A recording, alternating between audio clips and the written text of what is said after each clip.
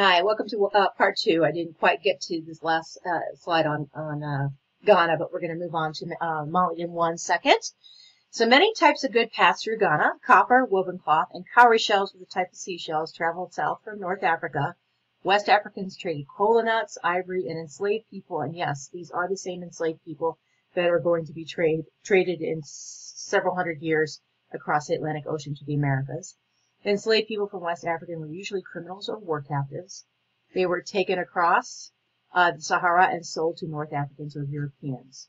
The Ghana Empire controlled the trade routes between North Africa and West Africa for more than 300 years. Then, in the late 1000s, Muslims from North Africa invaded Ghana. They controlled Ghana for only about 10 years. However, the Ghana Empire was weakened. It fell to an outside kingdom in 1203. 40 years later, the neighboring kingdom of Mali conquered Ghana's capital of Kumbai. The rule of a new empire had begun. So I'm going to start as I'm just going to do a quick recap of Islam,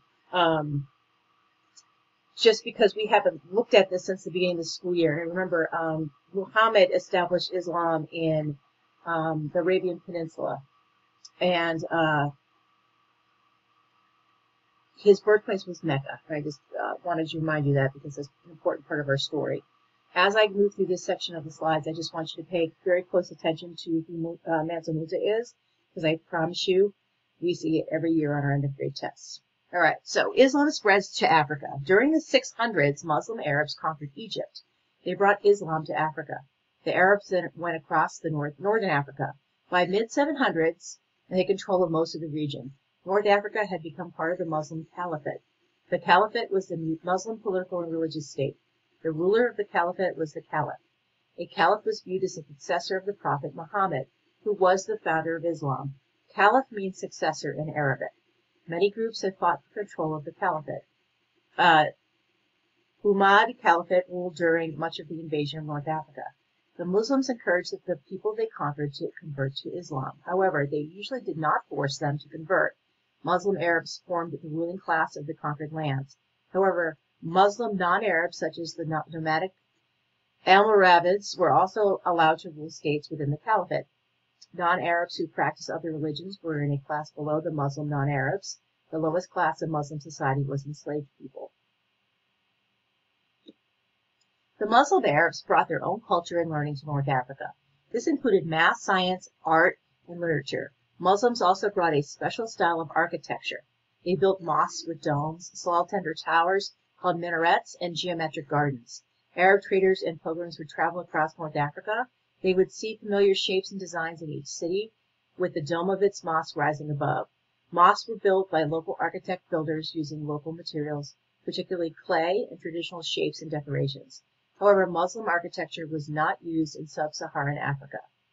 Mosques can vary in size and complexity. Some mosques are basically assembly halls for prayers.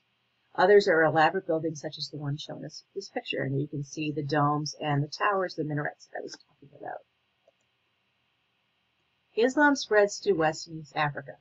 During the 800s, Muslim merchants began to trade with parts of West Africa. They traded salt from North Africa for gold from West Africa. Through these exchanges, the merchants of West Africa learned about Islam. Cultural diffusion. Most of the first converts of Islam in West Africa were merchants. Many West African political leaders also converted to Islam. These leaders usually allowed the local people to keep practicing traditional religions. Members of other religions were protected, although they often had to pay a tax to continue to practice their religion. Arab merchants did not only travel to West Africa, they also sailed to East Africa, and some settled along the coast. They introduced Islam to that region. Thus, in both East Africa and West Africa, Islam was brought by the merchants rather than conquest. Rulers who converted to Islam accepted those who did not convert. They included Islamic rules in the laws, but they did not require non-Muslims to attend mosques, nor did they force them to give up their traditional religious practices and beliefs. For centuries, Islam has existed side by side with local traditional religions. Okay, so Mali and Mansa Musa. So, while the Ghana Empire was in decline, the Kingdom of Mali was growing. The Kingdom of Mali began south of Ghana, around the source of the Niger River. It was the southern part of the modern country of Mali.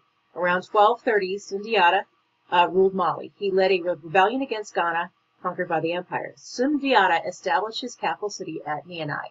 The Mali Empire had begun. By defeating Ghana, Mali gained control of the gold and salt trade. Mali controlled these valuable trade routes for about 300 years, from around 1200 to 1500. Sundiata's successors expanded the Mali Empire. Eventually, it stretched from the Atlantic Ocean in the west to what is Niger today in the east, and from the southern forest in the modern city of Timbuktu. Timbuktu was a crossroads for cultures on both sides of the Sahara. It became a center of learning. It attracted scientists, philosophers, and religious scholars from Egypt and Mecca. By 1450, Timbuktu was reported to have 25,000 scholars. Many of their writings are now in libraries and museums in Timbuktu.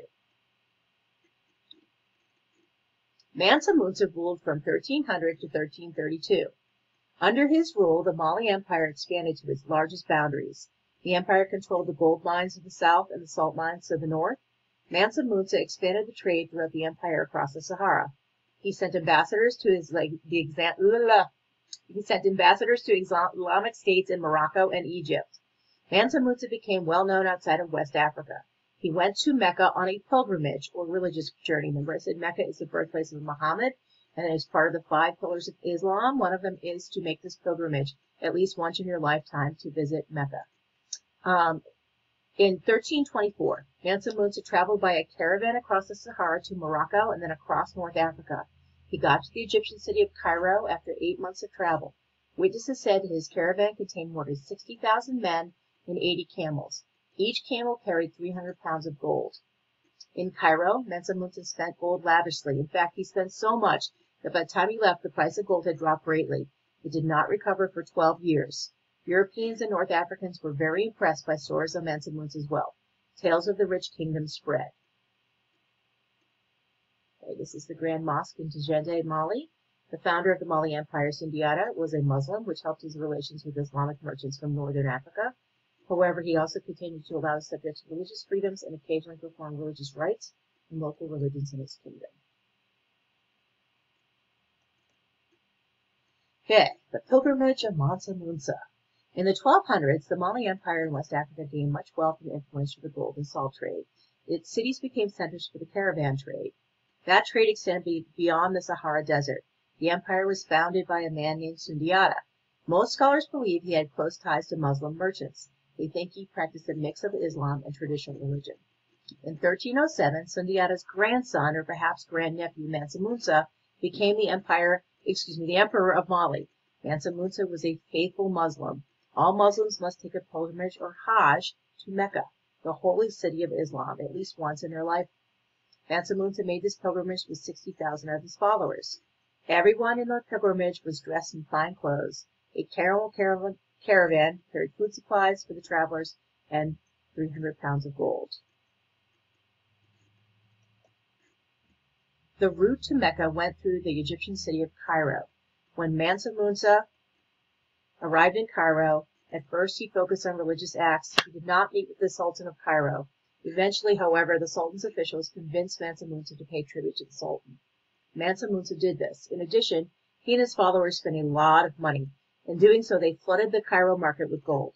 With so much gold in the city, the value of gold dropped sharply. In fact, 12 years later, gold in Cairo had still not fully regained its value. Because of the Mansa Musa's pilgrimage, people in all the Muslim lands and even Europe heard of Mali's great wealth. As a result, many countries wanted to find the source of this amazing wealth. The achievements of Mansa Musa. So obviously he was quite wealthy.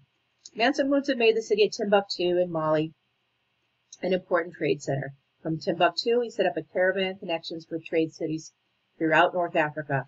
He also helped Timbuktu become a cultural center. He supported the arts and learning. He made the Mosque of Sankore a school for teaching history, law, and theology. Theology is the study of religion, FYI. Later, the school became the University of Sankore.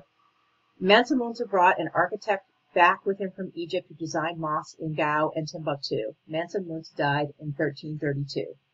Mansa Musa used Islam to increase trade with the rest of the world and to bring more wealth to his people. He was a devoted Muslim. However, he kept his kingdom separate from the caliphate.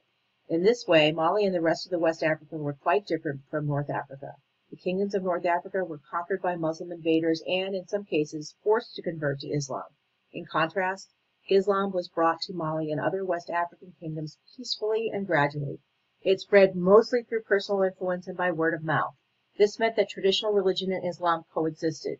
Most Malians kept at least some of their traditional beliefs and customs. Thus, West African culture, and even West African Islam was a blend of local and imported practices. Ibn Battuta was a Muslim scholar and traveler from Morocco. He gives us the clearest picture of the Kingdom of Mali.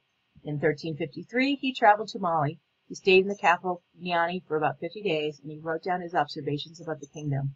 He praised its safety and the speedy way that justice was carried out. After Mansa Musa's death, the Mali Empire slowly declined. The city of Gao, on the northern section of the Niger River, rebelled against Malian rule. Tuareg people from the north captured the city of Timbuktu. People in the west of the empire rebelled as well. Gradually, Mali lost control of its empire and the salt gold trade.